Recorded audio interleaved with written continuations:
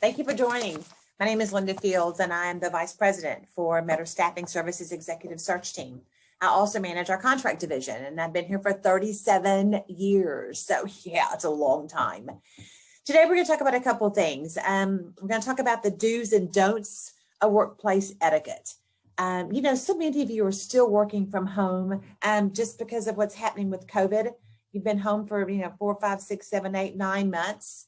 And we're going to talk about workplace etiquette in that perspective. But we're also going to talk about workplace etiquette of how to interview through Zoom, how to interview through a video interview.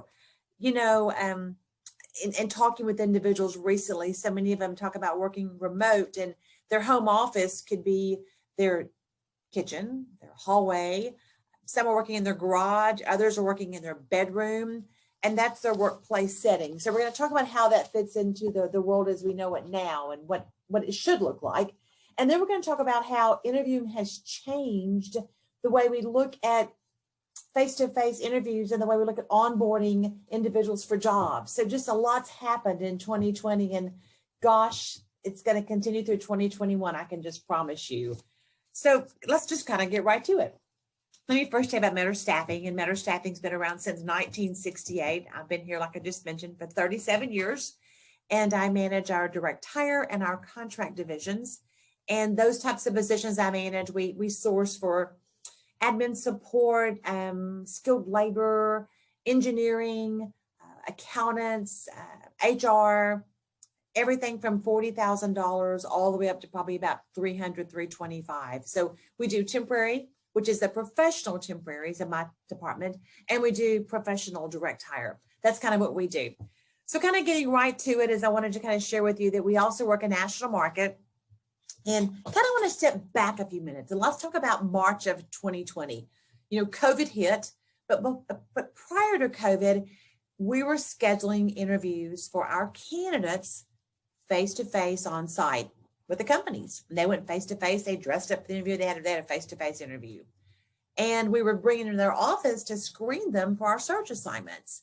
Well, then COVID hit, and companies shut down, companies began working remote, but clients still had to hire. They still had to screen candidates. We had to screen candidates.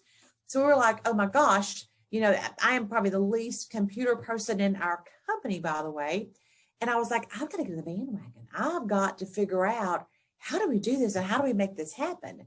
And so that's what I did. I began looking at, how can we continue being a service to our customers and screening candidates and doing it remote through video. And then the next step would be, how do I teach the candidates to do a video interview? And moving forward, how do I then teach the companies to conduct a video interview? So wow, it was a big undertaking. And I have to share with you that I have to give kudos to our president and COO, Melinda Torsen, because she said, gosh, Linda, we've got to get in the bandwagon. I mean, we've got to learn how to do video interview. And I'm thinking, oh my gosh, I have no clue what I'm doing. And I didn't, but I have to share now I am the queen of video interviewing. I mean, I really got it down. So I think we'll start off first with saying that we've learned a lot from video interviewing. Part of our role is to identify candidates that match the search assignments that we're working on. So we typically would interview them face-to-face. Now, of course, that's all done through video. And then we would schedule them to go to the company for a face-to-face interview with the company, and it would be a face-to-face, shake your hand kind of interview. Now, of course, that's all done through video. We just learned a lot. Typically, after a candidate goes for an interview, we'll call our client. How'd it go? What do you think? How did the interview go? Good candidate, good fit, blah, blah, blah. And they'll share with us. So we're doing that. We're still continuing to do that now. And it's been interesting. So I'm going to share with you, if you're on the market, if you're looking for a job, if you're going to be going for a video interview, here are some do's and don'ts you just might want to try to remember. One is going to be, always dress for the interview, dress for success. You never get a chance to make a first impression, so do it right the first time. We've had candidates like I'll just give you some examples. We had a marketing manager interview for a position with one of our oil and gas companies, and she wore a rock t-shirt on the video interview.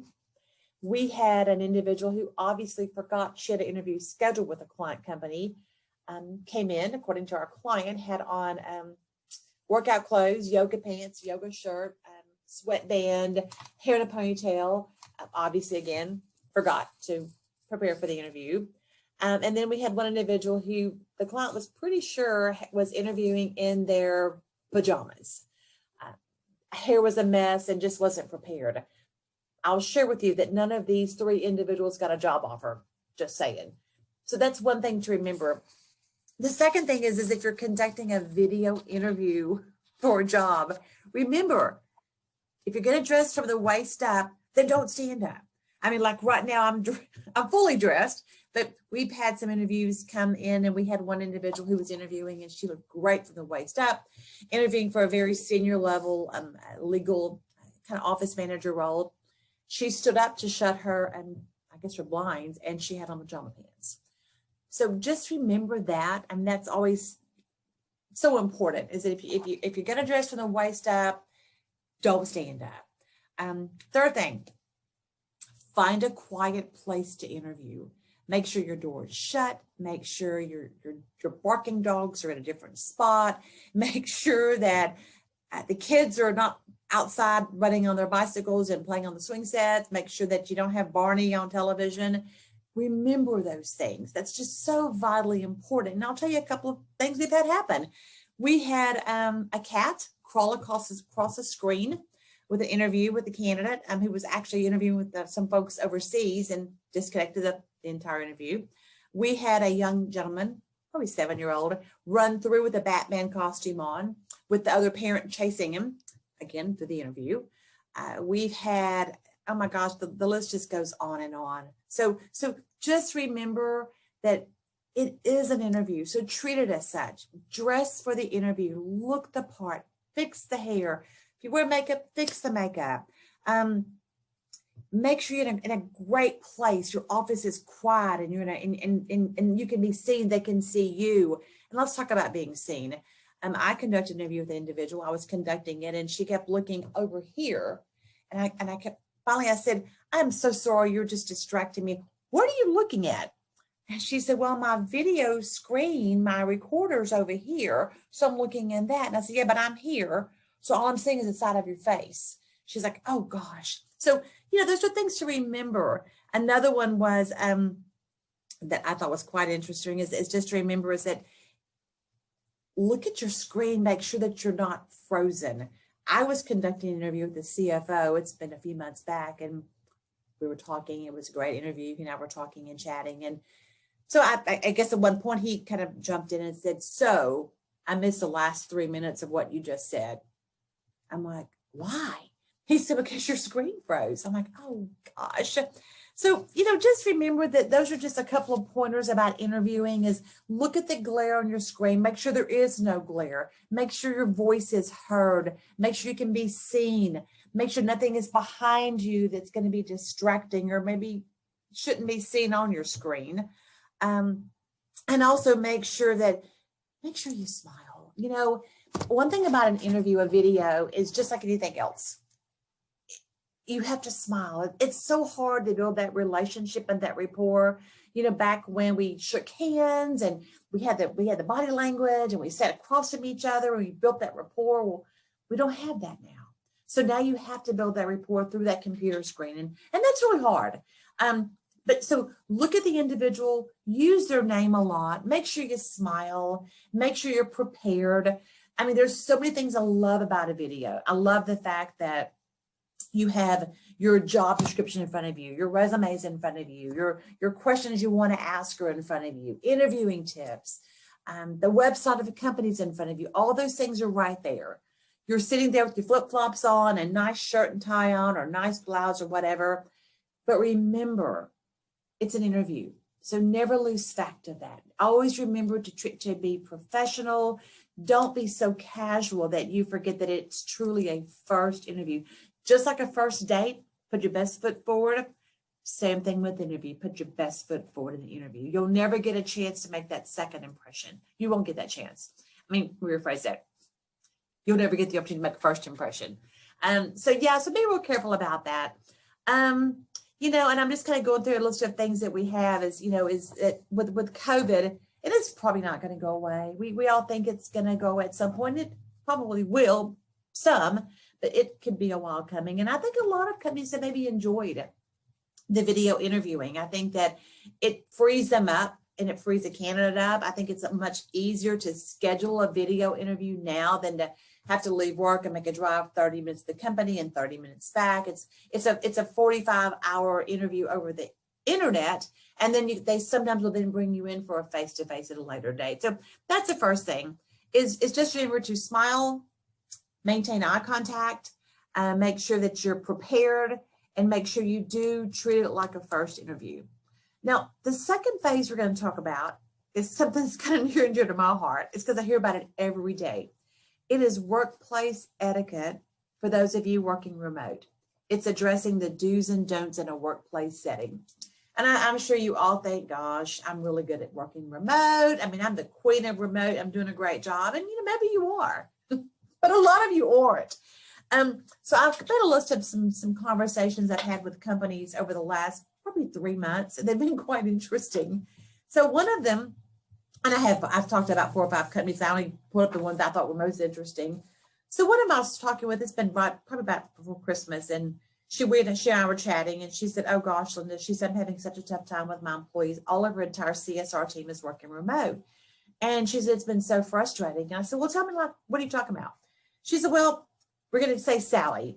She said, Sally gets on our call. We have a weekly call every Monday morning. She gets on the call, and the entire time she's looking down, and I can see out of the corner of my eye or her eye whether she's got her phone handy, and she's tapping or texting or something.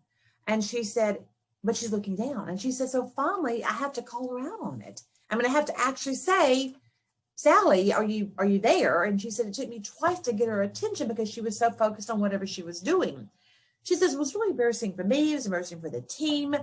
And she said, it's just so frustrating. And so remember, if you're a remote employee, if you wouldn't have brought your phone into a meeting pre-COVID, it's not okay to bring it in there now. So don't bring your phone in there.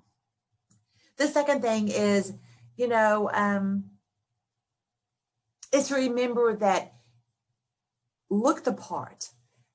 Another customer said she was conducting, they have at least 2 or 3 weekly meetings a week, and they're scheduled meetings. And she said this one individual showed up one morning, and she said, I'm telling you, Linda, she must have rolled out of bed. She said her hair was in a ponytail. She said no makeup on. She said she had black under her eyes, like she'd slept with her makeup on. She said, look, a Mickey Mouse shirt on and with pajamas.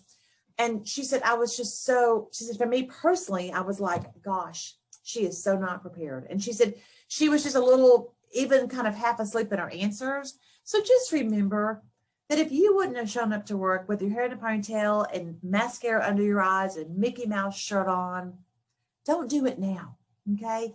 Look the part, be prepared, be engaged. Another one was, this is an interesting one. She said, she said, I'm going to use Sally again, by the way, guys. She said she had called this particular employee a couple times around 2 o'clock, and finally she emailed her and no response. And at 3:15, the employee called her and said, oh my gosh, I'm so sorry I missed your phone call and your email. I was out with my neighbor. We were walking our dogs. And the customer was like, okay, so you're walking your dogs at 2 o'clock? So yeah, we're just walking the dog. We took a late lunch break. So again, there's nothing wrong with taking a lunch break and walking your dog. You're working remote, that's fine. But if you wouldn't have taken your lunch at 2 o'clock pre-COVID, why is it okay now? So just be aware of those types of protocols and processes. If you wouldn't have done something pre-COVID, then why is it okay to do it during COVID? Because you're working remote. Another one had shared with me, and she was a little fired up, by the way. She said, gosh, she said, I was trying to reach one of my employees, and I'm going to use the word Sally again. She said, I was calling or emailing, emailing. She said, I had a huge crisis. I had to find her. And she said, so finally I had to just leave the crisis not fixed because I had to go home. It was after 5 o'clock and the customer was upset. We had to go home. The next morning, she actually called me and said, gosh, I'm so sorry I missed your call. And the manager was like, well, where were you? She said, oh, well, I took care of something personal. I had to run some personal errands. Again, if you were working in the office, it's 4:30, you wouldn't have just walked out the door. You'd have said, hey, Mr. Employer, I need to run a personal errand. I'm going to leave early today. So again, if you wouldn't have done it pre-COVID, why is it okay now? Those are just some things to remember. And I think that what you have to remember is that, gosh, don't blow it for everyone else. I mean, think of your job. It's a job. It's a responsibility. It's a relationship. It's who you are. It's what you do. Do it right. Don't think for one split second that just because you're working remote doesn't mean that they can't find someone else to do the job for you. If you have a scheduled town hall meeting, scheduled branch meeting, scheduled meeting with your team, look the part, look nice, make sure that you are well put together. Now, the other 4 days of the week when you have no meetings, maybe you have on a pair of shorts and a t-shirt because you are working from home, you're working remote. But if you know you've got a scheduled meeting with a leader in your company, look the part just like you would if you were face-to-face. A little bit about Metter Staffing, and that for those of you that don't know, is that we are a full service staffing firm. We've been here since 1968. We do staffing not just locally but across the nation. And my team staffs direct hire across the board, and we do your professional temporaries, everything from admin support, skilled labor, purchasing, logistics, accountants, engineering, sales, C-level executives.